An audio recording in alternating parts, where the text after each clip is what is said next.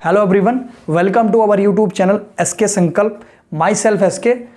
आज जो हम टॉपिक लेकर आए हैं बहुत लिटिल सा एक टॉपिक होगा जो 2 से 3 मिनट में हम पढ़ेंगे, लेकिन इतनी इसकी इंपॉर्टेंस है जितने ये कम है। क्यों? क्योंकि बहुत लोगों के समझ नहीं आता है और पता नहीं इसकी एक समझ विकसित नहीं हो पाती है। तो मैं आपको बता रहा हूँ, बहुत इंपॉर्टेंट है नव रोमन शैली। क्या है नव रोमन शैली, इसको समझते हैं। मैं एक यहाँ पर डेट लिख रहा हूँ 1911। इसका लिखने का कारण है, लिखने का कारण ये है, ये आपका कलकत्ता हो गया और ये आपका दिल्ली हो गया। 1911 में एक घटना घटित हुई थी।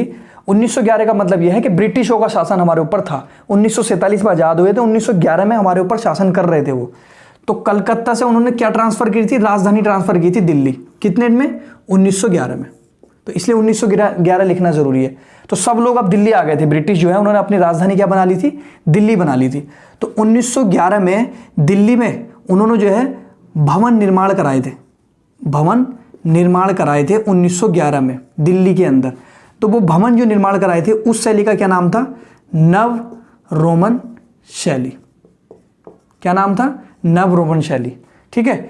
इसे हिंदुस्तान का रोम भी कहते हैं, हिंदुस्तान का रोम। इसी शैली को हिंदुस्तान का रोम। अब इसको समझते हैं नव रोमन शैली का। नव से मतलब है आपका न्यू, नव से मतलब है न्यू।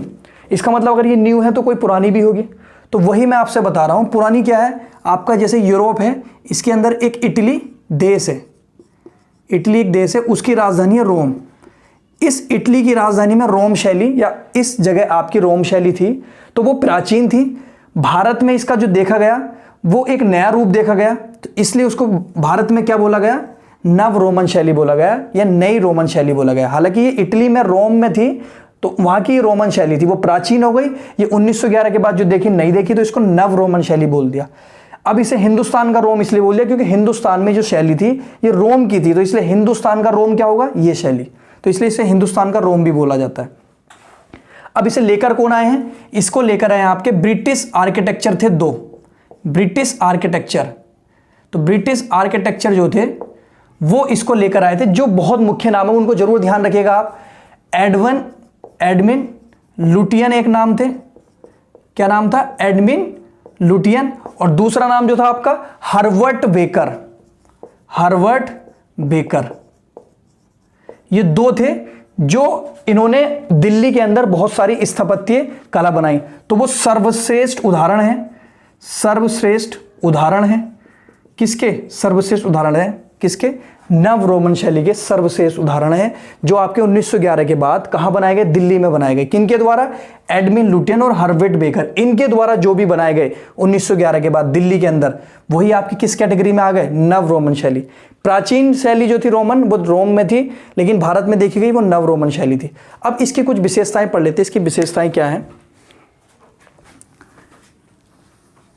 विशेषताएं जो है आपकी लिखना है, हेडिंग डालिएगा विशेषताएं। इसमें जो है विशेषताएं में जो आप लिखेंगे मेन, इसका जो स्वरूप देखा गया है वो वृत्तीय आकार का देखा गया है, वृत्तीय आकार का देखा गया है। वृत्तीय आकार का मतलब आपने देखा होगा, वृत्तीय आकार भवन देख लीजिए।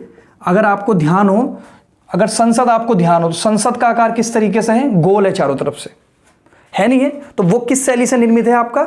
वो आपका नव रोमन शैली से निर्मित है। वृत्तीय आकार, अगर आप संसद को देखेंगे जो चारों तरफ से वृत्त का आकार लिए हुए, तो नव रोमन शैली एक इसका नया पॉइंट है विशेषताएं में कि अगर वृत्तीय आकार भवन है तो वो कौन सी शैली है? नव रोमन शैली है। इसी तरीके से इसमें जो देखा गया है वो आधुनिकता और सादगी दोनों की मिश्रण देखा गया है। आधुनिकता और सादगी मतलब कि मॉडर्नाइजेशन भी देखा गया है इस नव रोमन शैली में, और आपका जो प्राचीन काल की सादगी थी, सिंपलिसिटी थी, वो भी देखी गई। सिंपलिसिटी और मॉडर्नाइजेशन दोनों का कॉम्बिनेशन इसमें पाया गया है। तीसरा पॉइंट इसी नव रोमन शैली का अगर आप देखेंगे तो आधे या अथवा उठे हुए गुंबद, उठे हुए गुंबद आप नव रोमन शैली में देख सकते हैं। जैसे कि आपको अगर सुप्रीम कोर्ट देखा होगा दिल्ली के अंदर, तो वो बीच में से ऐसे आधा उठा हुआ है, अगर आपको ध्यान हो तो आपका उठे हुए या आधे उठे हुए गुंबद, तो आपके क्या है? नव रोमन शैली का एक भाग है। फोर्थ पॉइंट जो है पश्चिमी वास्तुकला को दिखाने के लिए, पश्चिमी वास्तुकला को दिखाने के लिए यहाँ पर जो है इस शैली में भारत के अंदर पश्चिमी रूपांकन दिखाया गया है। पश्चिमी रूपांकन, इसका क्या मतलब है? मतलब कि पश्चिमी वास्तुकला को दिखाने के लिए, पश्चिमी आर्किटेक्चर को दिखाने के लिए वो जो ब्रिटिश आर्किटेक्चर है, कौन कौन से, एडमिन लुटियन और हर्डवर्ड, उन्होंने जो है यहाँ पर पश्चिमी रूपांकन दिखाया गया है। पश्चिमी रूपांकन मतलब पश्चिमी चीज़ों को भी बहुत हद तक दिखाया गया। अगला जो है इसमें जो है आपका ये भी देखना पड़ेगा आपको कि पश्चिमी सभी शैली जो है आपकी, पांचवा पॉइंट, सॉरी एक सेकेंड, जो सभी शैली हैं, सभी शैलियों का संगम देखा गया है। सभी शैलियों का संगम देखा गया है। अब इसका क्या मतलब है? इस नवरोमन शैली में सभी शैलियों का संगम देने से मेरा मतलब है कि 1911 का टाइम आ चुका है, 12, 13, 14, 15 का टाइम आ चुका है। इससे पहले बहुत सारी शैली आ चुकी हैं, चाहे वो आपकी इंडो गोथिक हो, चाहे इंडो इस्लामिक हो, चाहे साम्राज्यिक हो, चाहे दिल्ली सल्तनत वाली हो, आपकी प्रांतीय हो, तो सबका अपना एक एक रूप रहा है। तो इस शैली में, जो नवरोमन शैली में जो है सभी शैलियों का संगम देखा गया है, एक तरीके से सबका थोड़ा थोड़ा प्रभाव देखा गया है। इसलिए जो है इस वास्तुकला में, इस कारण जो है इस वास्तुकला में संकुचन पाया गया। संकुचन का मतलब एक कंस्ट्रक्शन पाया गया। कैसे मतलब? जैसे फॉर एग्जांपल अगर कोई भवन है, उस भवन में इंडो इस्लामिक भी थोड़ा सा इफेक्ट दिया गया है, इंडो गोथिक भी दिखाया गया है, और आपका साम्राज्यिक भी दिखाया गया है, प्रांतीय भी दिखाया, और जो छोटे छोटे हैं उनका भी दिखाया गया है। तो मुझे बताओ, किसी एक पर्टिकुलर शैली को उसमें बड़े पैमाने पे दिखा सकते हैं आप? नहीं दिखा सकते, क्योंकि सबका छोटा छोटा रूप दिखा दिया है और वो बन के तैयार हो गया है। तो इसमें जो है शैलियों का संकुचन पाया गया। किस कारण? क्योंकि इस सभी शैलियों का संगम इसमें पाया गया। नवरोमन शैली में सभी शैलियों का संगम, मतलब 1911 से पहले जितनी भी शैली बनी है, वो 1911 के बाद जो आर्किटेक्चर बने, भवन बने, उनका सबका उसमें एक तरीके से फिट कर दिया, तो सब थोड़ा थोड़ा फिट हो पाए, सब थोड़ा थोड़ा दिख पाए। अगर नवरोमन शैली या फिर एक ही शैली होती तो उसमें एक ही शैली सब कुछ तरीके से बनी भी होती। अब थोड़ा सा वहाँ से भी उठा लिया, थोड़ा सा वहाँ से भी उठा लिया, थोड़ा वहाँ से भी उठा लिया, थोड़ा वहाँ से भी उठा लिया, तो सबको जब देखा गया तो सब थोड़े थोड़े पाए गए, संकुचित रूप में पाए गए। ठीक, इसमें और पॉइंट लिखोगे आप तो विशाल भी थे ये और बहुत मजबूत भी थे।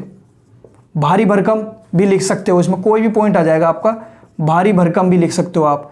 तो विशाल, मजबूत, भारी भरकम, ये सारे आपके पॉइंट, सिर्फ 6 पॉइंट आपको ध्यान रखने हैं और आपको ये नवरोमन शैली हो जाएगी। जिसमें ये भी पॉइंट दिख जाए वो आपकी नवरोमन शैली। जैसे आपको अगर दिखना हो, सुप्रीम कोर्ट देख लीजिएगा आप, संसद देख लीजिएगा आप, या फिर राष्ट्रपति भवन देख लीजिएगा आप। ये सारे के सारे जो है राष्ट्रपति भवन, संसद, सुप्रीम कोर्ट सब किस शैली से बने हैं? नवरोमन शैली से बने हैं। और किसने बनाए हैं? एडमंड लुटियन और आपका हर्बर्ट बेकर ने बनवाया है। तो इतना ही रखते हैं इसको आज। प्लीज़ आप जो है चैनल को सब्सक्राइब करते रहिएगा। आज के लिए इतना रखते हैं। Thank you so much.